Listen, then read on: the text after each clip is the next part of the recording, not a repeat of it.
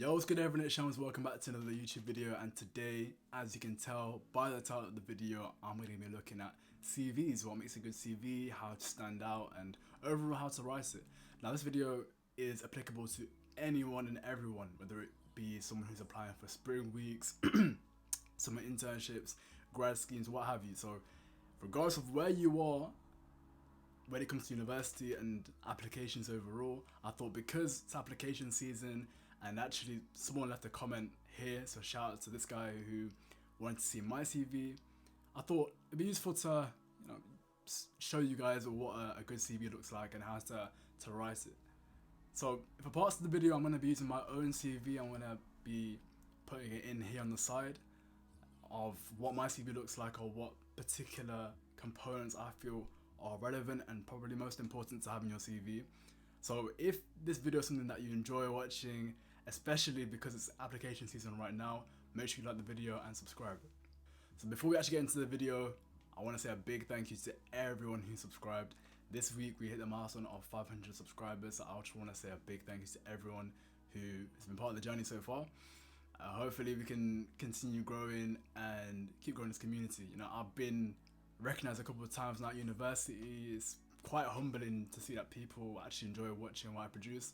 So if you want to see me continue producing these kind of videos, or just videos in general, make sure you smash the subscribe button and like the video. But yeah, without further ado, let's get into the video itself. Now I've actually got my laptop here below my setup, below the tripod. So if you guys do see me looking down once in a while, that's what I'm looking at. Okay, so I'm gonna begin by giving some more general tips about the CV and then get into it one by one from top to bottom. So general tips, I'd say keep the font around size 10. When it comes to the actual font itself, the style, I think the best CVs usually use Times New Roman. Calibri is alright, but probably try not to choose a font besides those two. I think most common Times New Roman I've seen from all the CVs that I've looked at. Want to as well make sure that you reduce the margins. So what I mean by that is, generally when you open up Microsoft Word, you'll have the margins, i.e. the bits on the side. So to be able to fit some more stuff in, you want to cut those margins and have like a more compressed document to fit in all the necessary information in your CV itself. So broadly from top to bottom, your CV should read as your name, that will be in a font bigger than the rest. So let's say your font for the main body was like 11, for example. Your name should be probably somewhere between 16 to 20. Of course, it's your name, you want it to stand out. And then directly underneath your name, you should have your email address, your phone number, and your LinkedIn. Some people include their location. I don't really feel like it's that important, but you can have that in there if you want to. But I think those three things are imperative: your name, and underneath that, your LinkedIn, your email, and your phone number. Okay, so starting off at the top, as I promised, education. So you want to have your university name, the degree you're doing, the years you're doing it from and to. So I've put in here what my one looks like, with some of the names blurted out, of course. Don't want you guys knowing exactly where I went to school. But yeah, for the university, probably the most important one, you want to put your degree, the degree classification. Some of you guys may be doing a master's degree, like an integrated master's rather. So you're doing a 4-year course. Some of you guys are doing just a BSc or a BA, include that. And then for me, what I've put is I've shown my average over the first year and second year. And then just underneath that, I've included some of my relevant modules. So modules that I feel employers will probably see and think, okay, because I'm someone who's of course applying to finance, they're actually going to be relevant to what I'm doing at said internship or what said grad role. Make sure you put all the numbers in bold. That's something that I should have probably said at the beginning. But here, for example, I've put my grade average in bold. Even though they're not numbers, I've decided to put my grades at A level in bold too. And yeah, my GCSEs too. Even though you may think, what's really the relevance? Some employers may value that depending on what you're actually doing.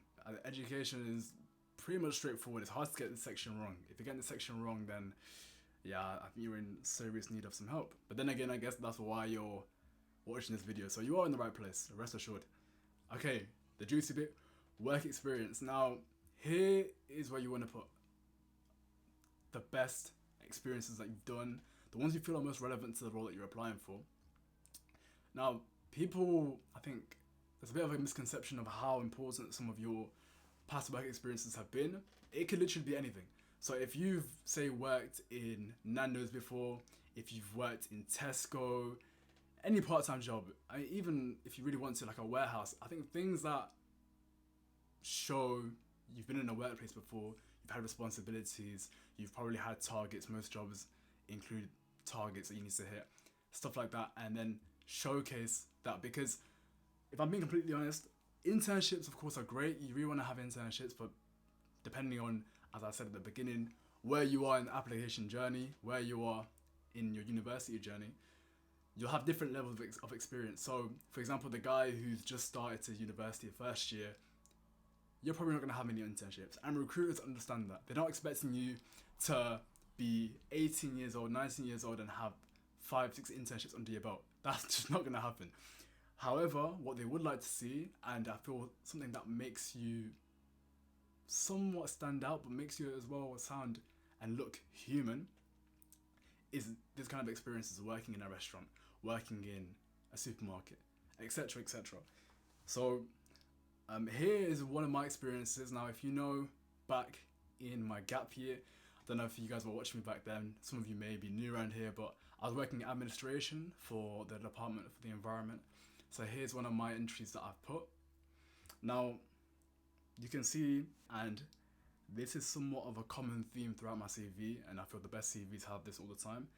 They tell you what exactly the person's done in a very, very concise way, and then they've shown you the impact. So, bullet point 1, provided customer guidance following government policy changes during the avian influenza outbreak. Cool, that's basically my job description. Then I'm going to tell you what I did.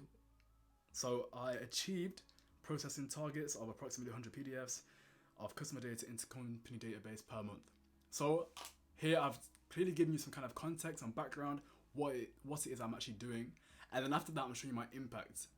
What did I do and what was the impact of my role? I think that's a really key thing you need to have in your CV overall, especially for your experiences and the responsibilities and achievements. You always want to show what you did and then the impact of that. How did you go into whatever role it is, say a job, an internship, how did you go in there and add value? What did you do to bring value to the table? And most importantly, quantify all of your achievements, quantify all of your the targets that you've done. So here, quite simple, right? I achieved targets of 100 PDFs per month. That's a simple one. But sometimes it may take a little bit of time for you to actually think, all right, what did I do? And what was the value that I added?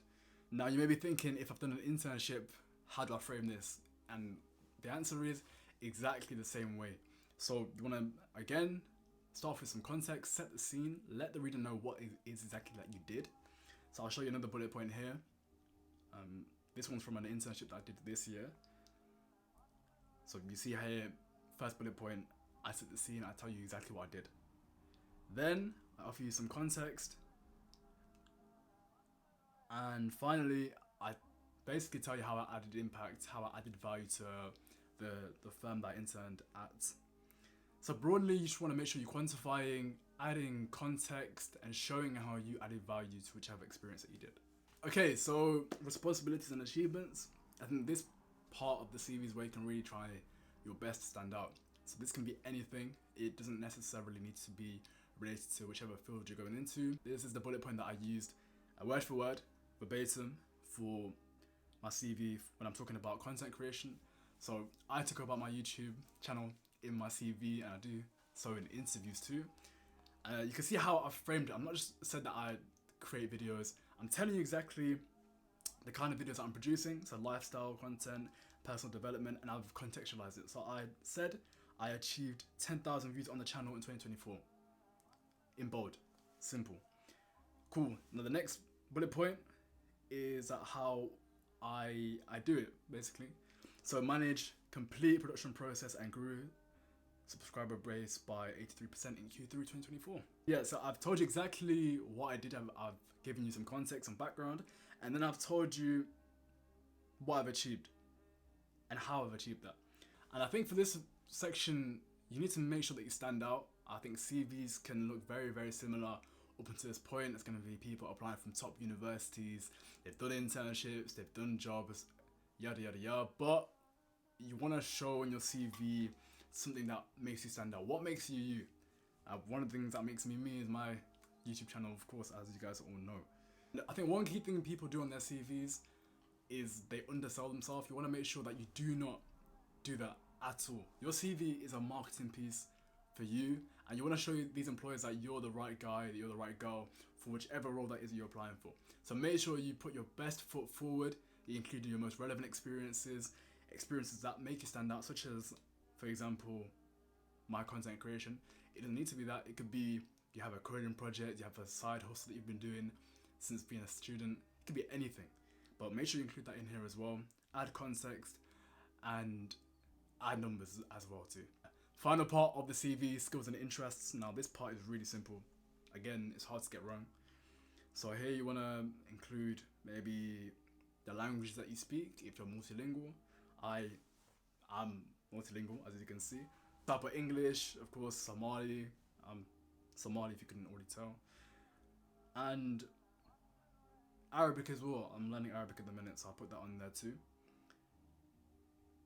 Technical skills for anyone who has done any courses in Excel, Python. I did Python as part of my degree. I also did something called Stata as part of my degree. That's to do with kind of econometrics and interpreting data. So I put that in there as well.